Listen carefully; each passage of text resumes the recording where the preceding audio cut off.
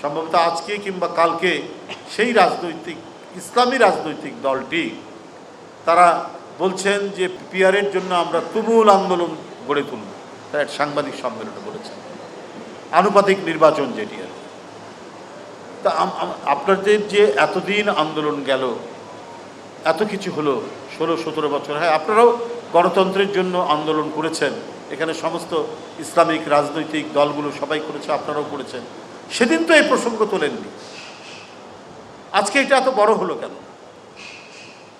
এই বিষয়টাকে এত সিরিয়াসলি নিচ্ছেন কেন? এলাকার লোক যদি তার প্রতিনিধিকে চিনতে না পারে আগে থেকে, তাহলে তো মানুষ বিভ্রান্তিতে ভুগবে, মানুষ তো ইয়ে করতে পারবে না যে আমাদের প্রতিনিধি কে হবেন।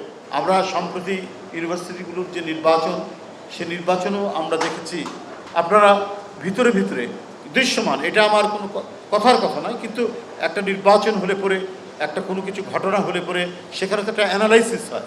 অ্যানালাইসিসে আমরা দেখতে পাচ্ছি যে সেখানে যারা পরাজিত শক্তি তাদের লোকজনরা ভোট দিচ্ছেন একটি ছাত্র সংগঠনকে যারা নির্বাচিত হয়েছেন। এটা কেন হচ্ছে? যে যার রাজনৈতিক মতামত প্রকাশ করবে, এটাই তো গণতন্ত্র। এর জন্যই তো সব দল মিলে আমরা লড়াই করেছি।